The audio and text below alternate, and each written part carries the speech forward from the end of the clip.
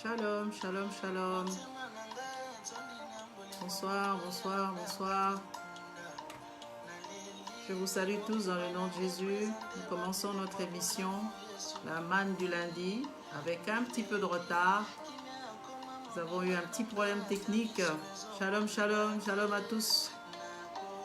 Aujourd'hui, nous ne sommes pas sur YouTube, nous ne sommes que sur Facebook à cause d'un petit souci technique. Shalom, shalom, shalom. Gloire à Dieu. Merci beaucoup pour les personnes qui sont déjà connectées. Bonsoir Thierry, que Dieu te bénisse. Ça fait tellement longtemps. Thierry, tu es actuellement aux États-Unis. Tu rends visite à tes enfants. Que Dieu te bénisse. Amen, amen, amen, amen. Dieu est un bon Dieu. Merci. Bonsoir Maman Blanche, que Dieu te bénisse. Femme sage, que le Seigneur soit avec toi. Ce soir, nous parlons d'un sujet qui concerne pratiquement tous les célibataires. Hein?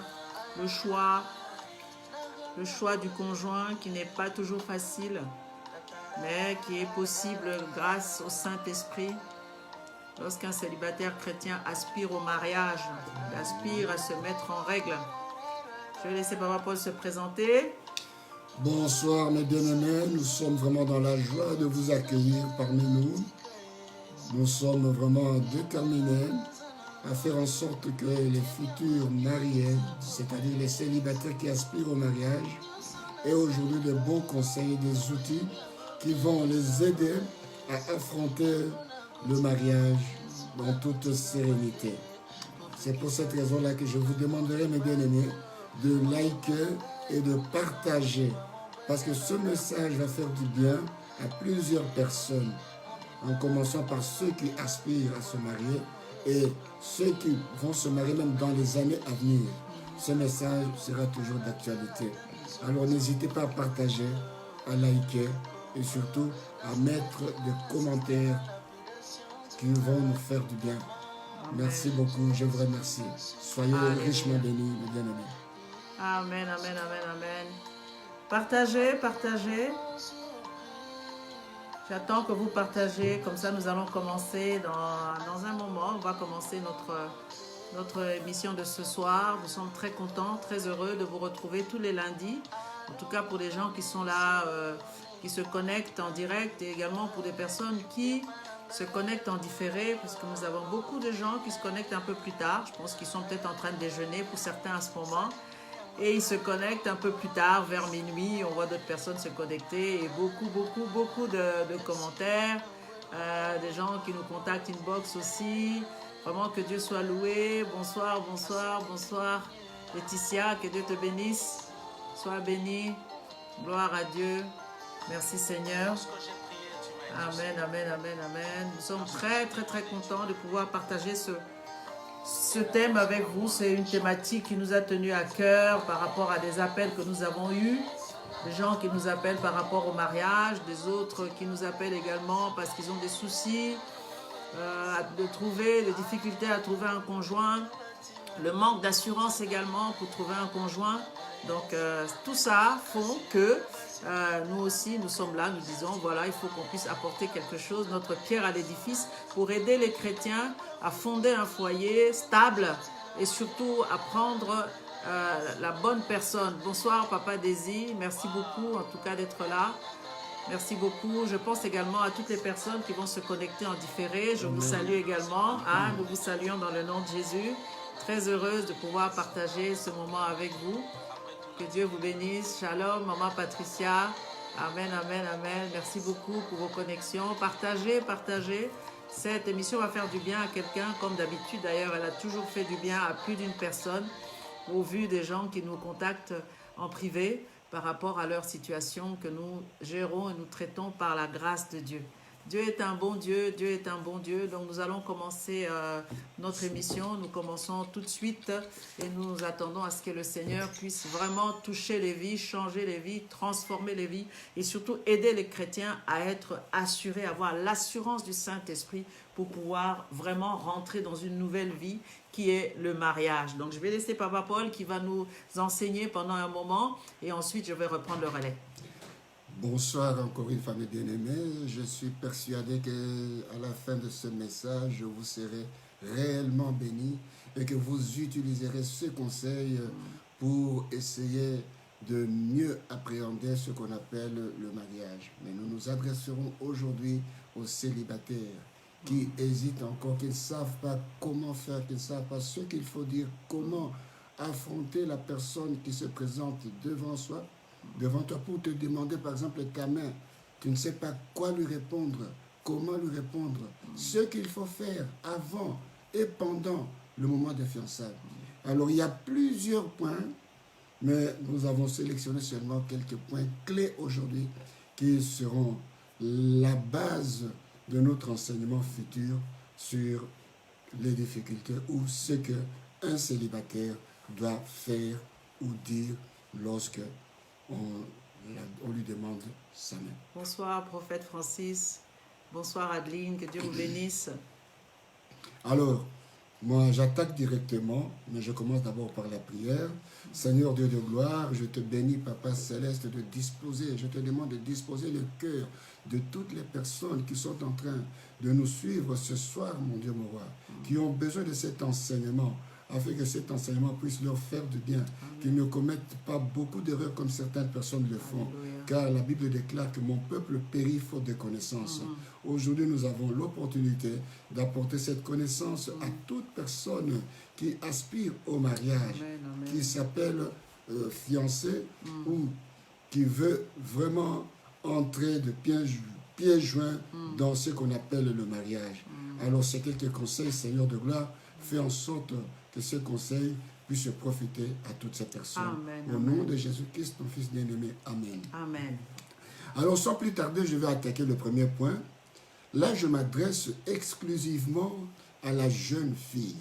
Je m'exprime, je m'adresse à une sœur. Ma sœur, écoute-moi attentivement. Écoute-moi attentivement. Il ne faut jamais faire des avances aux hommes. Tu as peut-être atteint 30 ans d'âge, tu veux te marier, laisse que l'homme te localise. Amen. Laisse l'homme te localiser. Ne fais jamais des avances à un homme. Tout simplement pourquoi? Parce que lorsque un homme voit que tu lui fais des avances et qu'il accepte ces avances-là, sache-le, ma soeur, que cet homme-là ne va pas t'honorer. Il ne va pas te respecter. Genre, regarde un peu, écoute, prenons l'exemple d'une femme qui a peut-être 25 ou 30 ans, disons 30 ans. Elle est cadre dans une entreprise. Tout le monde à l'église, dans son milieu, on sait qu'elle est cadre. Mais elle-même, lorsqu'elle est avec des hommes, elle ne cesse de répéter, je suis cadre dans mon entreprise, je gagne 4 000 € par mois, j'ai une belle voiture, j'ai un appartement à Neuilly, j'ai ceci, j'ai cela. Mais bien, c'est une façon de faire des avances aux hommes. Arrête de le faire. C'est un clin d'œil que tu fais aux hommes qui ne sont pas mariés, qui sont célibataires, pour qu'ils te localisent. Ce n'est pas bien cette attitude-là. L'homme est un chasseur, l'homme est un prédateur. Il aimerait te conquérir. L'homme aime conquérir parce que ce que l'homme n'a pas conquis par la sueur de son front, l'homme ne le respecte pas. Laisse l'homme te respecter. Reste dans ton coin. Rayonne. Maquille-toi. Fais tout ce qu'il faut. Mais ne t'expose pas. Tu n'es pas une marchandise. Tu n'es pas une marchandise. Tu es un cœur à conquérir. Tu es un cœur à offrir. Ne te brade pas. Arrête de te brader. Les hommes ne vont pas te considérer. Alors, fais attention. L'homme donne de la valeur à ce qui lui a exigé la sueur de son front. Sache-le, ma soeur, plus tu seras difficile à voir, plus l'homme te respectera. Alors, tu sais quelle attitude avoir pour forcer le respect de ton futur conjoint. Ne parais pas comme une désespérée. Non, non, 1000 fois non. Sois patiente. Laisse l'homme te localiser. Lorsqu'il va te localiser, il viendra à l'assaut. Alors, lorsqu'il viendra, c'est en ce moment-là que tu sauras vraiment que oui, cet homme m'a vu, cet homme m'aime. Ne te brade pas. Tu n'es pas une marchandise. Ne te vends pas. Ne te ridiculise pas. Sinon, si l'homme vient, il viendra. Après avoir goûté, il partira. parce que tu n'auras pas de la valeur à ses yeux. Amen. Ça, c'est le Exact. premier point. Le deuxième point, c'est tu dois être en paix avec toi-même et avec ton Dieu. La Bible nous dit dans Ésaïe chapitre 43, verset 18, la Bible nous dit ceci. Ne pensez plus aux événements passés et ne considérez plus ce qui est ancien. Voici, je vais faire une chose nouvelle, mais sur le point d'arriver, ne le connaîtrez-vous pas? Je mettrai un chemin dans le désert et des fleuves dans la solitude. Amen. Il est difficile, mes bien-aimés, d'envisager une vie amoureuse et durable avec une personne tant qu'on n'a pas encore amélioré sa relation avec soi-même. Tu dois d'abord te réconcilier avec toi-même Amen, et amen. te réconcilier avec Dieu. Par exemple, tu viens de rompre une relation amoureuse, tu viens de rompre tes fiançailles parce que tu as constaté que l'homme qui voulait t'épouser est un aventurier. Alors ne reste pas sur cette relation-là. Projette-toi. Amen. Arrête de regarder derrière. Sinon tu seras transformé en un statut de sel. Regarde devant toi. Parce que Dieu a des projets, de bons projets pour toi. Amen. Dieu a un mari, un homme qui va répondre à tes aspirations. Alléluia. Empresse-toi de te réconcilier avec toi-même et de te réconcilier avec le Seigneur. Parce que tant que tu ne le feras pas, tu ne seras pas en mesure d'aimer quelqu'un d'autre qui viendra. Cette fois-ci, un véritable gentleman qui va te demander ta main, tu vas toujours penser aux choses passées. Alors, ne pense plus au passé. Amen. Continue à regarder devant toi parce que le meilleur est à venir. Amen. Le troisième point, c'est te poser la question de savoir si tu es réellement prêt. C'est très important, mes bien-aimés. Tu peux être âgé, tu peux avoir 25, 28 ans. Est-ce que tu es réellement prêt à épouser un homme? Tu es réellement prêt à épouser une femme? Es-tu prêt? Est-ce que tu as eu cette préparation-là? Ne te marie pas parce que ta copine du coin et son copain se sont mariés. Ne te marie pas parce que tes parents te mettent la pression. Pose-toi la question, suis-je réellement prêt à supporter les caprices d'une personne qui va vivre avec moi toute la vie? Suis-je réellement prêt à pardonner le comportement de mon futur conjoint? Suis-je réellement prêt à accomplir les exigences ou les devoirs conjugaux comme l'exige la parole de Dieu? Suis-je réellement prêt à sacrifier ma liberté pour une personne, à sacrifier mes amis, mes connaissances, ma famille, mes parents? Suis-je réellement prêt à aimer sa famille comme j'aime la mienne? Suis-je réellement prêt à entrer dans sa vision? Parce que je veux arrêter, je veux mettre fin à ma vision pour rattacher ma vision à celle de la personne que je vais épouser. Oh, mes bien-aimés, ce sont des petites questions à se poser. Pose-toi la question si tu es réellement prêt. Ne t'engage pas parce que tes parents te mettent la pression. Ne t'engage pas parce que le voisin dit que ta voisine de l'école, ta copine de la fac s'est mariée. Non. Nous ne sommes pas nés tous le même jour. Chacun sa destinée. Exact. Alors, regarde à Dieu. Ne sois pas pressé. Ne t'engage pas parce que tu as un bon travail, bien rémunéré, et que n'importe quelle femme tombera sous ton piège. Ne t'engage pas, toi, la jeune dame, parce que tu as également un travail bien rémunéré. Il suffit que tu claques le petit doigt comme ça pour que l'homme vienne te demander. Non, ma soeur, ne t'engage pas. Parce que cet engagement-là, c'est un engagement à vie. À vie. Alors fais attention, fais attention. Le quatrième point, c'est éviter le mensonge et l'hypocrisie. C'est pourquoi Ephésiens 4, 25 nous dit, c'est pourquoi renoncez au mensonge et que chacun de vous parle selon la vérité à son prochain, car nous sommes membres les uns des autres. Il ne faut jamais prétendre ce que l'on n'est pas. Par exemple, voilà, moi, tu sais, mes parents sont riches, mes parents possèdent un hôtel de luxe, j'ai fait mes études aux États-Unis, j'ai fait ceci, je fais cela, tout cela pour mettre plein les yeux à ta future conjointe ou à ton futur mari. Arrête! C'est déjà signe d'infidélité. Le mensonge. Ah, mais ça finira. Saphira à la mort et Ananias à la mort. Tu es en train de tuer ton mariage. Tu es en train de tuer ton couple. Alors, ne fais pas ce que tu n'as pas l'habitude de faire. Exemple, on t'invite quelque part. Voilà, on te propose à manger un caïman braisé. Toi, chez toi, tu n'as jamais mangé de caïman braisé. Alors, par honte, pour plaire à la personne qui t'a invité, à ta future, tu manges le caïman brisé. Tu sais qu'en mangeant le caïman brisé, tu auras de la gale, tu auras une maladie de la peau. Ne le fais pas, mon frère. N'agis pas comme ça, ma soeur. Ne le fais pas. Oh, ne le fais pas. Tu ne manges pas les cuisses de grenouilles. On t'invite quelque part. Il y a des cuisses de grenouilles. Tu dis, je vais quand même essayer. Alors que tu n'as jamais mangé ça. Tu n'as jamais aimé. Ça, c'est de l'hypocrisie. Évite l'hypocrisie. Dis à ta conjointe, à ta future conjointe, moi, ce genre de choses, je ne touche pas, je ne mange pas. Même peut te dire, mon goût est un peu non. Si je mange, je suis allergique à ce que tu me proposes là. Ne le fais pas. Ne fais pas ça pour lui faire plaisir. C'est déjà l'infidélité.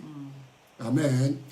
Voilà, nous passons au 5e point. Connaître, tu dois connaître impérativement les fréquentations, ses fréquentations et sa famille. Il est très important de connaître les fréquentations de la personne avec laquelle tu pourras vivre des années et des années. Il y a un adage populaire qui dit, dis-moi qui tu fréquentes, je te dirai qui tu es. L'homme s'identifie souvent aux membres du groupe auquel il appartient. Donc, le groupe a un impact non négligeable sur le caractère d'un individu. Alors, fais attention.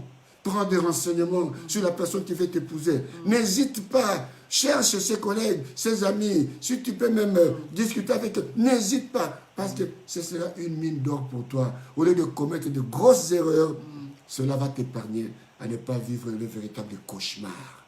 Car, mes bien-aimés, je vous le dis, hein, tu dois impérativement connaître la famille dans laquelle tu mets le pied. Partagez, Partagez, mes bien-aimés, partagez. Pour sauver une personne. Partagez. Ne pas faire de mauvaises l'hypocrisie. erreurs. Ne faites pas des erreurs. Si possible, fais une vérification. Cherche, va voir ses amis, ses collègues de fac. Demande, parle avec eux. Tu auras le topo, tu auras le comportement, tu auras le caractère, disons, dans les grandes lignes, hein, le caractère de ton futur conjoint. Alors, ce sera maintenant à toi de faire le choix. Parce que lorsqu'on dit fiançailles, ça ne veut pas dire mariage. Les fiançailles sont faites pour être dissoutes. Tu peux les dissoudre. Tu n'es pas encore obligé. Tu ne t'es pas encore engagé. Tu as pris des informations qui, par exemple, te disent que non, ton mari, là, attention, c'est un dealer. Tu le vois avec beaucoup d'argent, tu es tombé fanatique parce qu'il a beaucoup d'argent. Attention, c'est un dealer. Alors, un homme comme celui-là, il ne faut pas l'épouser. Parce qu'un jour, tu te retrouveras en prison avec lui. Le 6e point. Priez et demandez conseil au Saint-Esprit. Prie et demande conseil au Saint-Esprit. Bien aimé, l'épître de Paul aux Philippiens, chapitre 4, verset 6, nous dit ceci. Ne vous inquiétez de rien, mais en toutes choses, faites connaître vos besoins à Dieu par des prières et des supplications avec des actions de grâce. Et la paix de Dieu qui surpasse toute intelligence gardera vos cœurs et vos pensées en Christ. Mes bien-aimés, lorsque nous sommes dans le besoin, comme le dit les Écritures, mes bien-aimés, dans l'épître de Paul, nous devons présenter ce besoin à notre Père. Il nous dit, mes bien-aimés, nous devons faire connaître ces besoins à Dieu par des prières, des supplications, avec des actions de grâce. Dieu qui est notre Père ne te permettra jamais, et alors jamais, d'entrer dans une alliance avec un monstre qui va te pourrir la vie durant toute ta vie. Car l'engagement que tu vas prendre, c'est un engagement à durée indéterminée. Amen. Dieu ne le permettra pas. Le Seigneur nous dit, notre Père est prêt à nous donner des bonnes choses. Amen. Si nous le lui demandons selon sa volonté. Yes. Matthieu Amen. 7, 9 nous dit, lequel de père, toi qui es là en tant que père, est-ce que tu donneras à ton fils une pierre s'il te demande du pain? Est-ce que tu lui donnerais un poisson si tu lui donnerais un serpent si tu te demandes un poisson? Tu ne le feras pas. Alors si tu vas avec ton besoin auprès de Dieu, tu dis, Seigneur, voici, telle personne est venue me demander en mariage, quelle décision dois-je prendre? Mais écoutez, mes bien-aimés, écoutez-moi très bien. Avant de poser cette question, pose-toi toi-même la première question. Est-ce que je suis amoureux de cet homme-là? Est-ce que je l'aime réellement avant de demander à Dieu la direction? Est-ce que tu l'aimes réellement? Parce que si tu ne l'aimes pas, ça ne vaut pas la peine de demander à Dieu de te guider dans ta décision. Alléluia. Amen, Alors amen. si tu l'aimes, tu sens que oui, en tout cas, il remplit, il est dans le moule de mes hommes. Il représente l'échantillon réel des genres d'hommes que j'ai toujours voulu dans ma vie.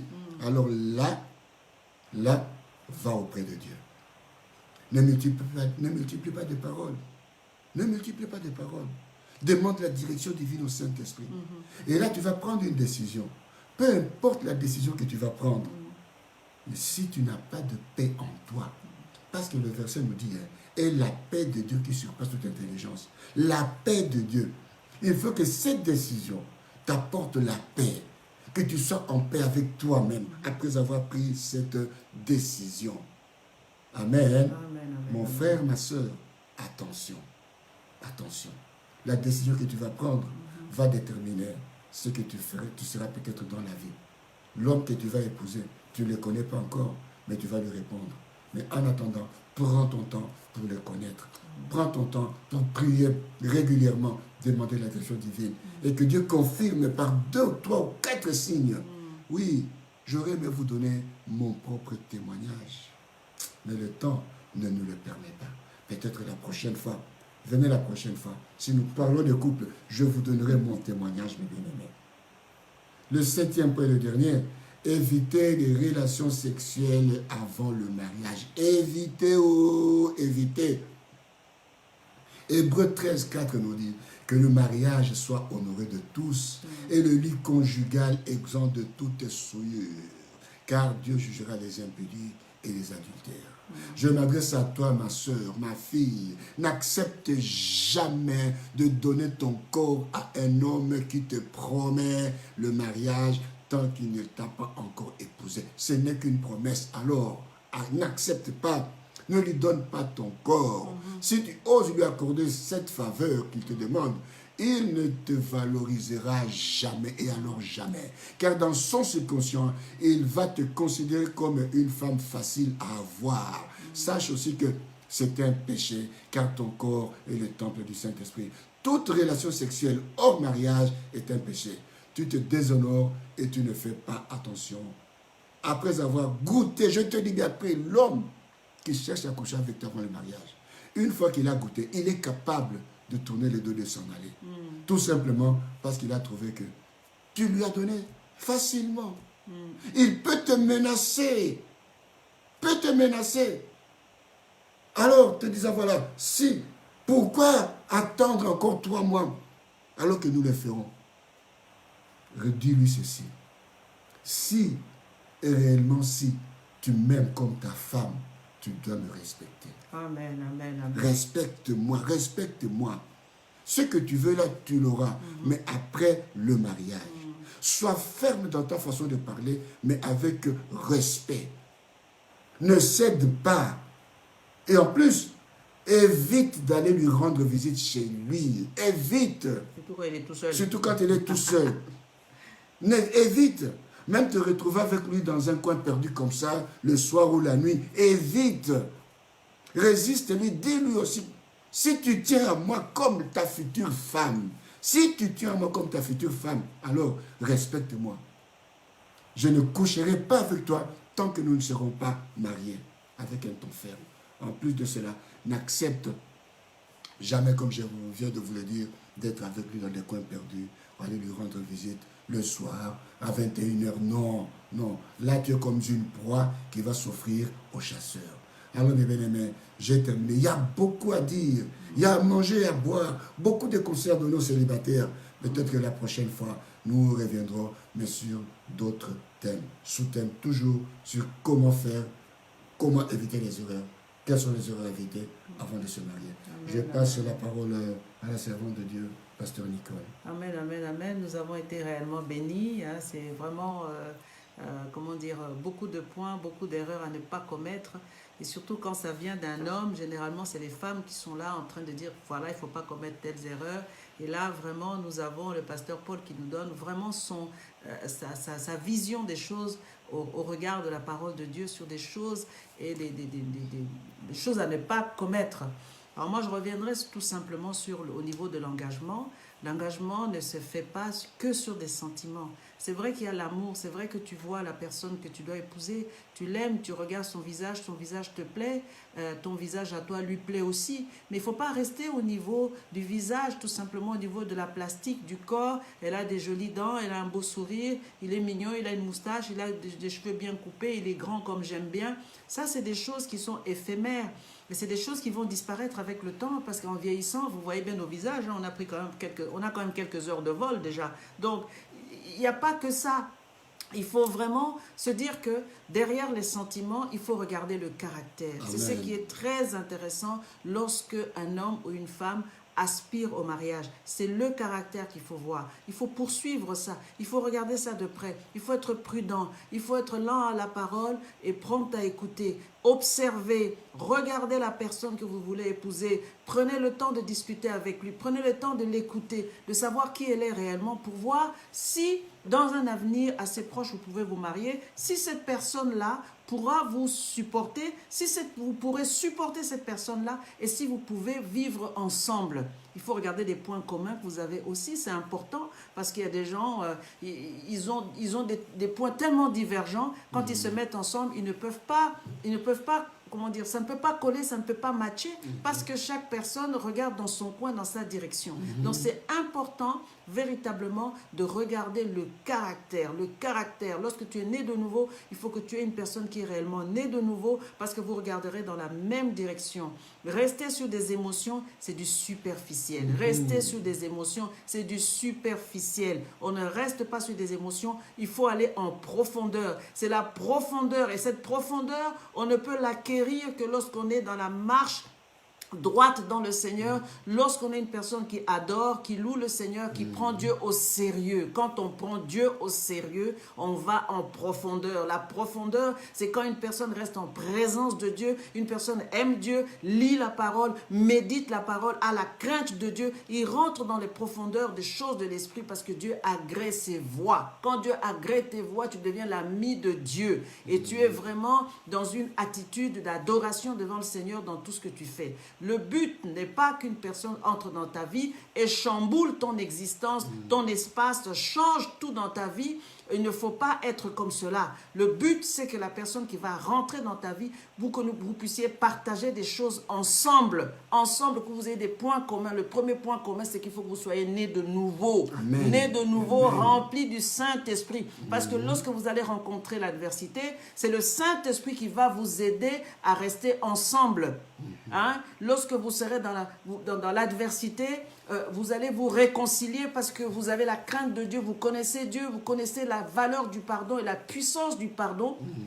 Et c'est ça qui va pouvoir vous aider. C'est important. Les erreurs à ne pas commettre, c'est entamer une relation quand on est pressé. Il y a des gens qui entament des relations parce qu'ils sont pressés. Ils sont pressés de se marier. Ils sont pressés parce qu'ils sortent d'une situation, d'une relation où il y a eu des blessures. Souvent, ces gens-là veulent compenser le vide. Alors qu'on ne te demande pas de compenser le vide. C'est un risque.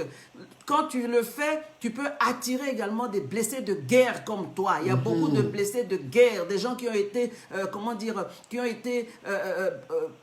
qui ont été lâchés, qui ont été méprisés, qui ont été qu'on a laissé tomber, qu'on n'a pas épousé. Ces gens-là sont encore dans la douleur, dans la souffrance. Et quand vous les rencontrez, vous commencez à vous raconter vos affaires, vos échecs et tout ça. Vous vous rapprochez, mais vous n'êtes pas encore guéri de vos relations précédentes. Il faut guérir d'abord. Il faut d'abord que les plaies soient pansées avant de commencer une nouvelle relation. Amen. Voilà pourquoi il y a des gens qui commettent beaucoup d'erreurs et après c'est encore un fiasco. Les gens qui ont les mêmes problèmes ne doivent pas commencer une relation. Il faut d'abord penser à la guérison du cœur, à la guérison intérieure. Il faut commencer par résoudre vos problèmes avant de vous lancer dans une nouvelle aventure, dans une nouvelle vie, relation ou tenter encore d'être ensemble. C'est très important. Il faut chercher la guérison. Voilà. Quand on entame une relation, il faut être vrai. Hein? Le faire avec conviction. Quand on parle de célibataire, on ne parle pas des faux célibataires, parce qu'il y a des faux célibataires. Il y a des célibataires qui sont célibataires en France, mais qui ont laissé des femmes en Afrique, ils dotées, mariées, avec des enfants, ils les ont laissés là-bas. Ils avaient déjà dit oui. Dans un autre continent, ils arrivent ici, ils portent maintenant la veste d'un célibataire, un faux célibataire qui parle en langue, qui va à l'église, qui prie, qui fait pas mal de choses, mais un faux célibataire qui va chercher une femme, alors qu'il est déjà marié. Donc il faut faire attention. Nous parlons aux célibataires qui sont réellement célibataires devant Dieu. C'est-à-dire des célibataires, un homme qui ne s'est jamais marié, un homme qui est veuf parce qu'il a perdu sa femme, il est redevenu célibataire et il a l'espérance de trouver une âme qui va pouvoir continuer la vie avec lui ou avec elle. On parle de ces vrais célibataires-là. Donc, c'est important, le mariage a des exigences. Il ne faut pas prendre un engagement sans discernement. L'erreur du manque de discernement dont je parle de l'erreur du manque de discernement. Cela peut devenir un des moyens favorables pour ruiner ta destinée. Quand tu n'as pas de discernement, ça peut ruiner ta destinée. Ça va ruiner ta destinée parce que tu vas aller te mettre avec un homme sans pour autant discerner, tu y vas et quand maintenant ça ne va pas fonctionner, ça ne va pas matcher, ça ne va pas marcher parce que vous n'êtes pas dans le même tempérament, parce que vous allez découvrir que cet homme n'est pas né de nouveau, vous allez découvrir les soubassements des choses véritablement cachées de cet homme-là qui sont vraiment mis de manière assez cachée et que vous allez découvrir le poteau rose. À ce moment-là, vous n'aurez que vos yeux pour pleurer comme je l'ai toujours dit. Donc il faut faire très attention. Ne sois pas dans le feu. Voilà, j'ai trouvé un homme qui est beau, je vais me marier avec lui. Mais quand tu vas le découvrir finalement, tu vas pleurer, tu vois. Donc il y a un risque majeur d'épouser, un risque majeur pour toi d'épouser un sujet de prière au lieu d'un homme ou une femme de prière. C'est le risque. Ne va pas épouser un sujet de prière. Le sujet de prière, c'est quoi? Ça veut dire un homme qui n'est pas bon, une femme qui n'est pas bonne, tu n'as pas discerné avant et tu tombes maintenant sur lui. Il faut maintenant que tu passes ton temps, au lieu de prier à deux, toi tu passes ton temps à prier pour lui ou tu passes ton temps à prier pour elle. Tu passes ton temps à intercéder pour elle alors qu'il y a d'autres sujets sur lesquels vous auriez pu intercéder tous les deux. Donc l'homme devient un sujet de prière. Toi, ma sœur, tu n'as pas besoin d'épouser un sujet de prière. Toi, mon frère, tu n'as pas besoin d'épouser un sujet de prière. Tu as besoin d'épouser un homme ou une femme de prière.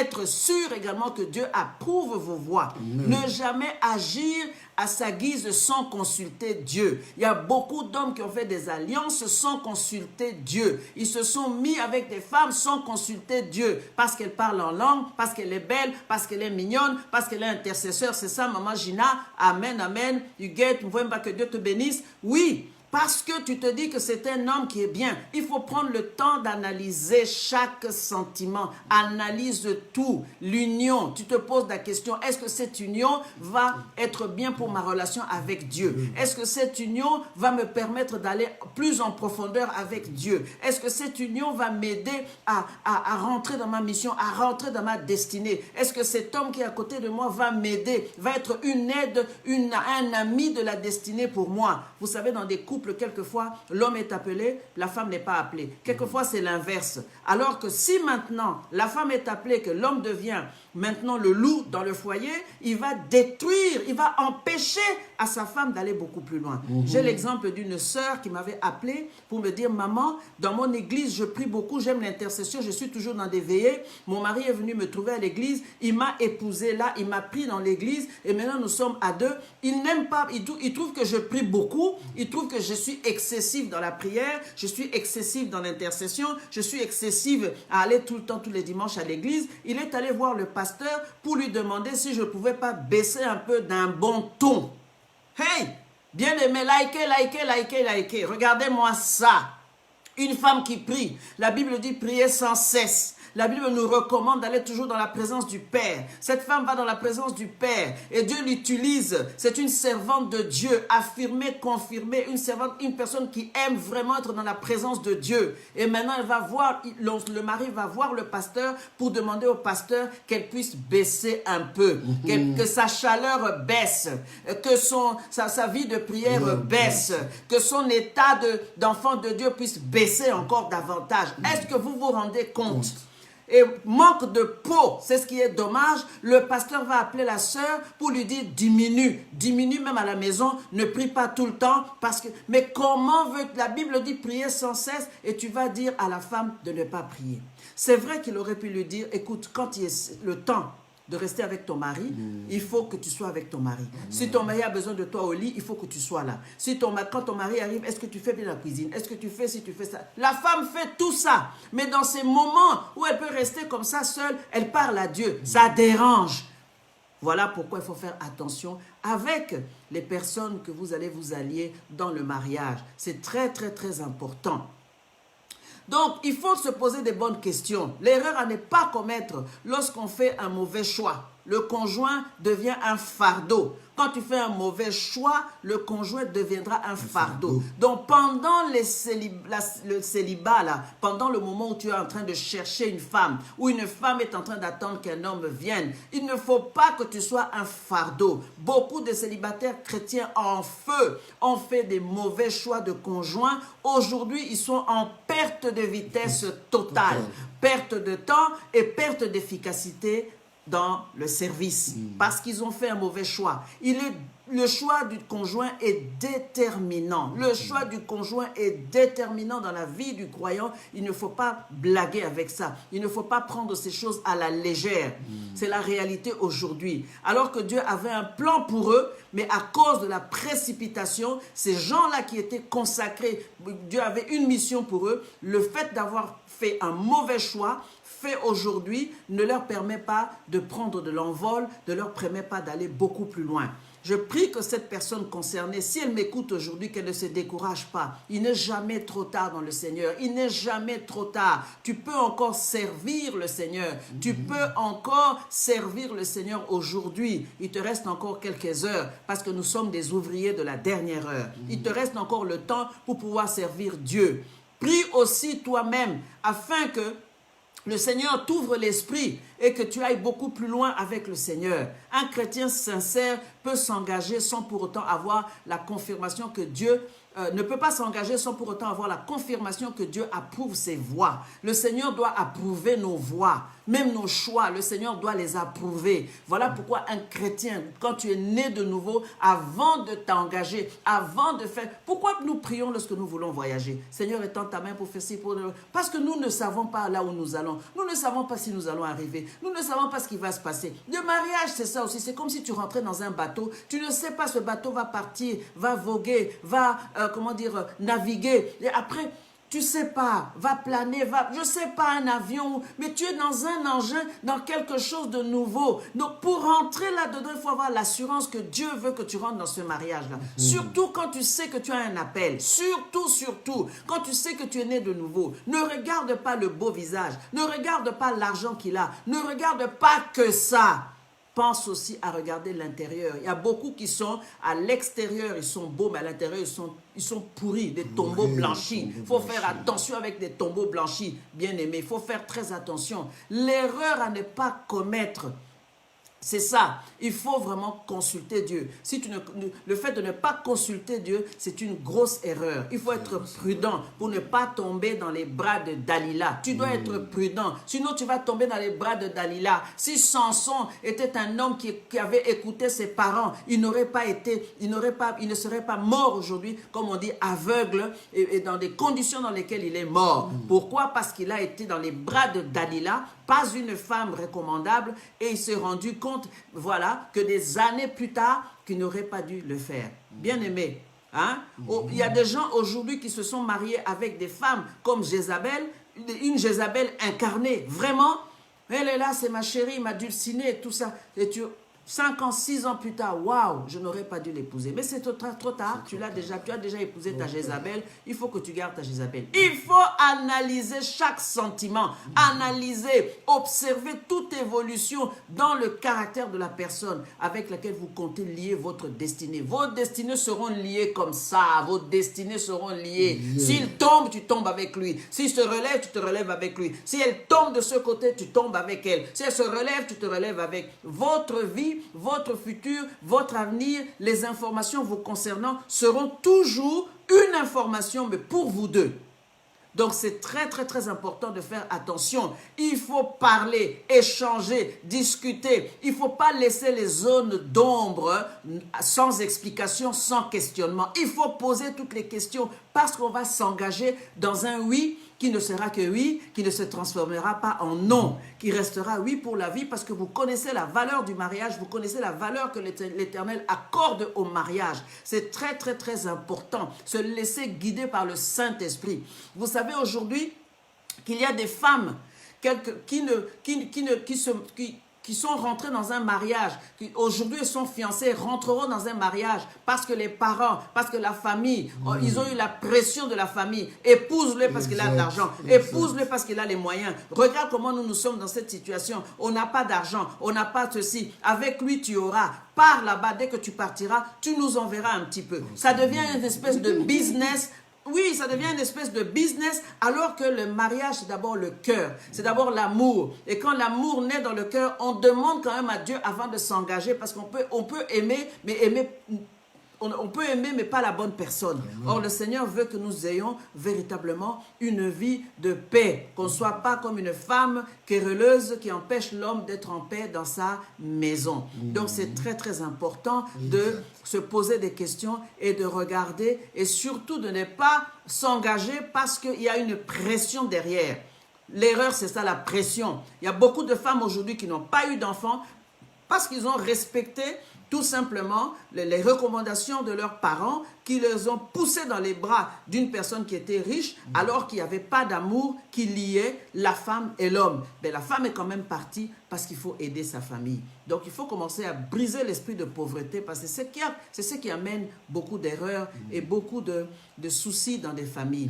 Alors il faut se poser souvent, est-ce que mon engagement avec ce frère, avec cette sœur, c'est ça la question. Est-ce que ça va me séparer du Seigneur? Est-ce que ça va compromettre ma mission, mon ministère? Est-ce que ça va m'éloigner de Dieu, de mon église? Voilà les questions qu'il faut te poser. Tu dois te poser ce genre de questions, c'est important. C'est important. Ne regarde pas simplement, tu jeûnes, tu pries, voilà, j'ai des visions et tout ça. Le Seigneur va... Toutes ces choses-là risquent d'être compromises si tu ne veilles pas d'abord à trouver une femme qui va te mettre en paix pour que tu puisses adorer, louer le Seigneur, qui va t'aider à t'épanouir dans l'œuvre à laquelle le Seigneur t'a appelé. Donc c'est très important, se poser des questions. Il y a des gens qui viennent faire la pêche à l'église, il faut le savoir. Ils viennent à l'église faire leur pêche. Quand ils arrivent, ils font leur petite pêche miraculeuse. C'est-à-dire qu'ils sont dans le monde, ils viennent, ils se déguisent en chrétiens pendant 6 mois, 7 mois. Ils regardent une femme, ils se disent, celle-là, je vais la prendre. Et ils viennent, ils prennent la femme, ils partent avec. La femme se dit aussi, non, mais le frère, ça fait 6 mois qu'il est là. Mais non, le chasseur était là que pour toi. Il était là pour te chasser. Et quand il te prend, c'est terminé parce qu'il n'est pas né de nouveau. Il part avec toi et tu deviens sa femme. Après, l'homme, vous voyez tout simplement un homme qui ne vient plus à l'église, qui ne veut plus, un ingrat, il brandit le verset qui dit « Femme, soyez soumise », tout simplement. Et tu restes une femme soumise qui était intercesseur.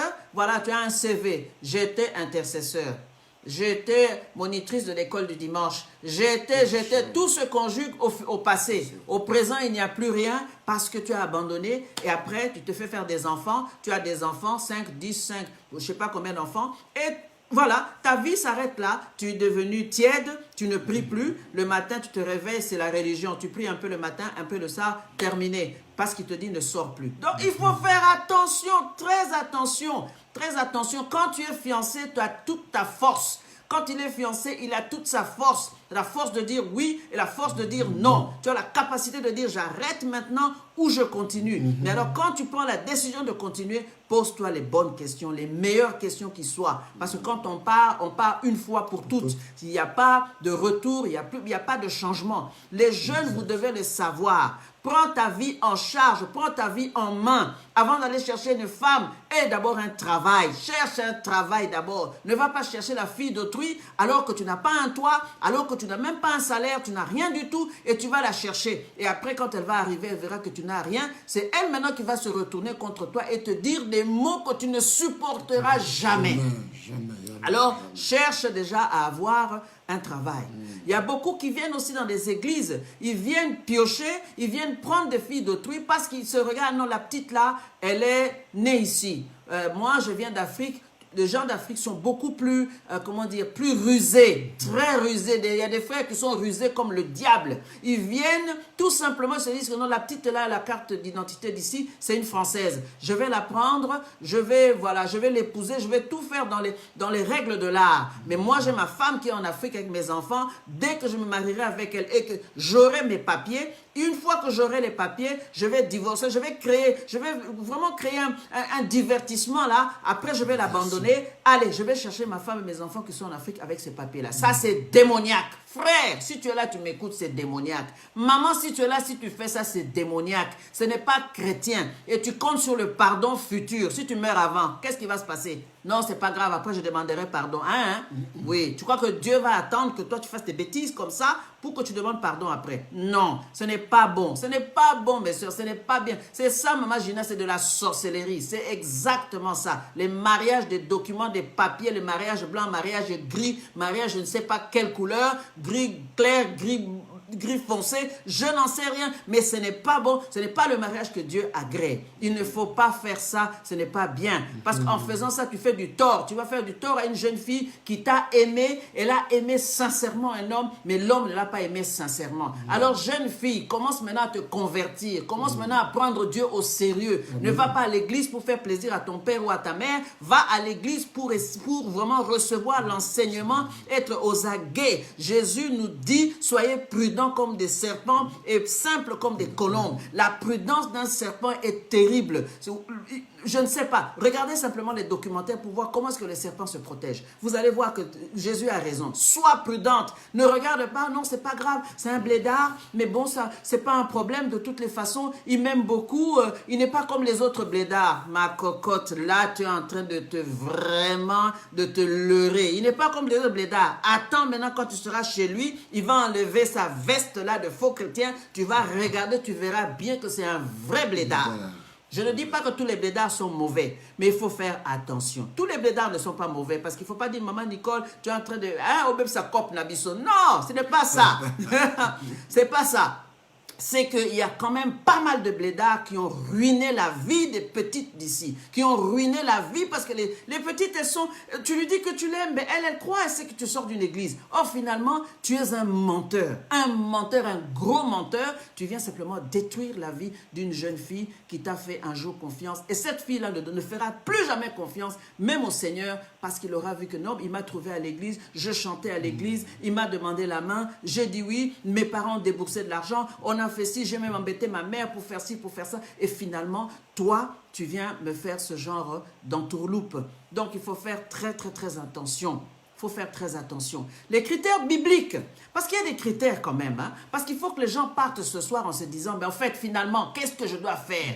Ah, c'est pas compliqué, Huguette Mwemba. Non, non, non, c'est pas compliqué. Rien n'est compliqué. Les critères bibliques, parce que la Bible nous dit dans Proverbe 19, verset 14, qu'est-ce que la Bible dit? La Bible nous dit, on peut hériter de ses pères une maison et des richesses, mais une femme intelligente est un don de l'Éternel. Une femme intelligente est un don de l'Éternel. Donc tu discernes déjà qu'il te faut une femme intelligente parce que c'est le don de l'Éternel. C'est le Seigneur qui te mettra sur la voie d'une femme.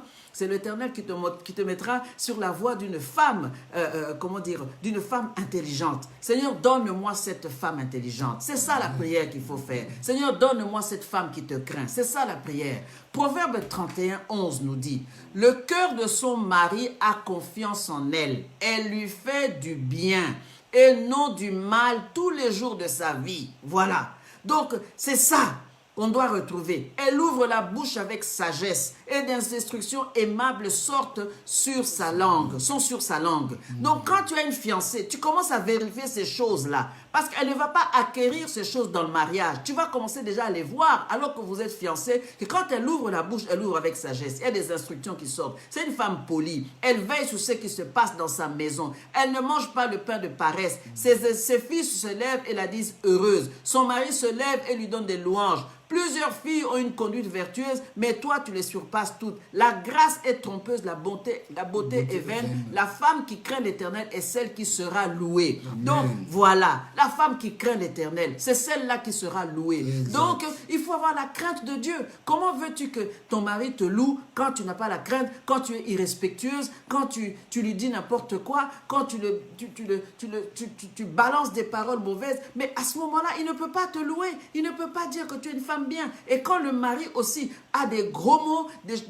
mais non, vous êtes un foyer chrétien, mais quand on voit à l'église, monsieur, madame, vous faites, c'est du cinéma. Alors pour qu'on n'ait pas ce cinéma-là, on prépare maintenant la génération future. Amen. Voilà pourquoi on vous prêche l'évangile maintenant, on vous parle des fiançailles, parce qu'il faut que vous preniez des bonnes résolutions et que vous vous attendiez à ce que le Seigneur vous donne quelque chose de bon. Amen. Quand vous demandez des bonnes choses à Dieu, Dieu vous donnera les bonnes choses. C'est important. C'est important. Dieu vous donnera des bonnes choses. La crainte de Dieu, véritablement, doit être dans la vie d'une femme qui est née de nouveau et qui aspire au mariage. Elle doit avoir la crainte de Dieu. Le respect, le respect, le respect. Beaucoup n'ont pas de respect. Beaucoup n'en ont pas du tout. Il y en a qui essayent, mais qui n'y arrivent pas. Mais n'en ont pas du tout. Alors que le Seigneur veut que nous ayons du respect. Respecte ton mari qui est un chef. La Bible le déclare comme ça. Dieu n'a pas demandé notre avis. Il ne nous demandera jamais notre avis. Il a déclaré que le mari là qui ne travaille pas, le mari là que tu as à la maison là,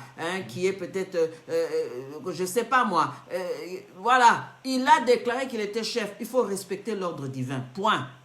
Et la femme là que toi tu es en train de mépriser peut-être aujourd'hui, sache que la Bible a déclaré, c'est elle qui te rate ton aide. Oh non, elle ne sait pas. Ah non, elle ne connaît jamais rien. Ah, je ne vois pas ce qu'elle peut me dire. Voilà, elle ne comprend même pas ce que je raconte. C'est elle, la Bible a déclaré qu'elle sera ton aide. Si elle ne remplit pas les conditions, elle n'est pas véritablement ton aide, c'est-à-dire que tu ne vois rien en elle. Prie pour elle pour qu'elle devienne véritablement une aide. Pourquoi nous nous privons de faire des prières pour avoir? Tu dis, Seigneur, je ne vois pas. Seigneur, aide-moi maintenant à voir, que les choses se passent, que les choses changent. Vous pouvez demander ces choses à Dieu. Amen. Alors, que dois-tu rechercher chez le futur époux? Chez ton futur époux, qu'est-ce que tu dois rechercher? L'homme qui vient, qui avance, qui vient te faire la demande en mariage. Toi, jeune fille, tu dois rechercher à savoir si l'homme à qui tu te proposes de confier ta destinée est réellement un frère. Il faut vraiment que tu saches que c'est réellement un frère. Ne regarde pas seulement parce qu'il est bien coiffé, il est bien parfumé, il a la voiture.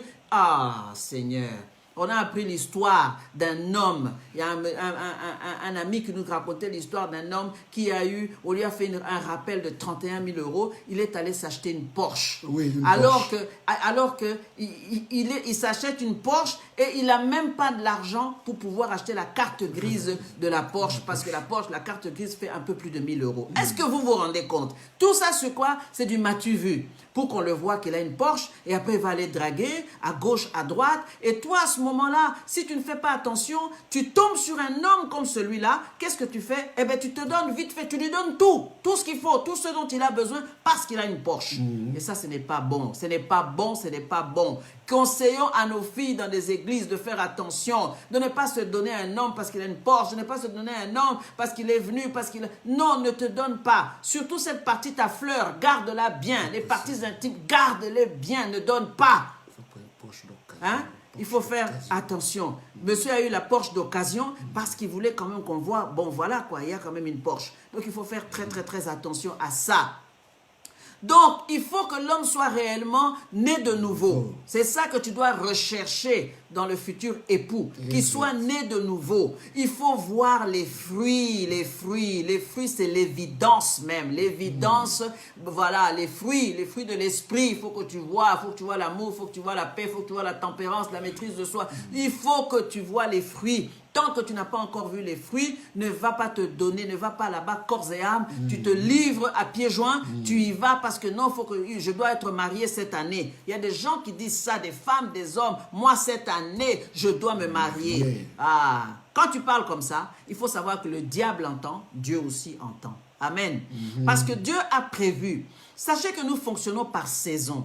Il y a un temps pour tout. Il y a un temps pour se marier. Il y a un temps pour attendre. Il y a un temps pour que les choses se fassent. Ne sois pas pressé pour que les gens voient que non, lui s'est marié, moi aussi je vais me marier. Ah, il a fait ça, moi aussi je vais faire ça. Elle a fait ça, moi aussi je vais faire ça. Ça ne fonctionne pas comme ça dans le royaume des cieux. On marche selon la volonté de Dieu, selon le chrono de Dieu. Dieu a un chrono. Hein? Les enfants d'Israël, à chaque fois qu'ils avançaient, que ce soit le jour, que ce soit la nuit, ils regardaient la nuée. Est-ce que toi tu regardes la nuée pour ton mariage? Est-ce que toi tu regardes la nuée? Regarde la nuée de la présence de Dieu. Il est important de regarder la nuée. Donc il faut que l'homme soit né de nouveau, il faut qu'il soit respectueux, qu'il y ait les fruits de l'esprit. Il doit être de nature noble et élevée. C'est ce qu'il doit être, de nature noble et élevée. Il n'est pas rare que l'amour de certains frères soit inspiré par des papiers, comme j'ai dit. Il y a des frères qui sont inspirés, l'amour est inspiré par des papiers, titre de séjour. Ils ont une tendresse émotionnelle passagère, plutôt plus physique qu'autre chose. Hein? Et plutôt, quelquefois, c'est plus un coup de foudre qu'autre chose. Alors, il ne faut pas, il faut faire attention. Quand tu vois que le frère, c'est le coup de foudre pour le mariage. Il est important parce que vraiment que Dieu vous bénisse, que Dieu vous fasse du bien. Nous allons prier pour vous quand même pour la fin, pour vous remettre entre les mains du Seigneur. Vraiment, vous qui êtes célibataire, si vous avez suivi, ou encore vous qui êtes mariés, transmettez, partagez cette vidéo afin d'aider une personne à faire attention. Faites attention. Le mariage est une institution divine. C'est Dieu qui l'a institué. C'est l'œuvre de Dieu. Il l'a faite pour nous. Mais il faut que nous rentrions par la bonne porte pour pouvoir vivre les bonheurs du mariage. Il y a des couples qui vivent le bonheur. Il y a des couples qui vivent dans la sérénité, dans la paix. Et les foyers sont vraiment bénis parce que la femme connaît sa place, l'homme connaît sa place. Il n'y a pas d'entourloupe, il n'y a pas des choses cachées. Bon, je sais aussi que dans certains couples, il y a aussi des problèmes spirituels qui s'élèvent alors qu'ils sont fiancés. Quand tu regardes ta fiancée, faites attention. Quand tu vas te marier, il faut savoir que tu épouses la femme, mais tu épouses aussi la partie spirituelle de la femme et la femme aussi épouse la partie spirituelle de l'homme. Donc, il faut commencer à prier. Il faut beaucoup prier pour vous, alors que vous savez que vous allez vous unir. Il faut savoir que d'un côté ou de l'autre, il y a toujours des choses qui se sont passées sur le plan spirituel. Il y a beaucoup peut-être de sorcellerie, beaucoup peut-être de fétichisme, beaucoup de spiritisme d'un côté. Il y a toutes ces choses-là. Tiens Seigneur, à prendre des bonnes décisions, à faire des bons choix dans le nom puissant de Jésus. Sois élevé, sois glorifié Père. Au nom de Jésus, nous avons ainsi prié. Amen. Que le Seigneur vous bénisse énormément. Nous nous retrouvons lundi prochain pour un nouveau numéro dans le nom de Jésus et dans les meilleures conditions techniques dans tous les cas. Soyez bénis. Bonne soirée à tous. Bonne soirée au revoir. à tous. Au revoir.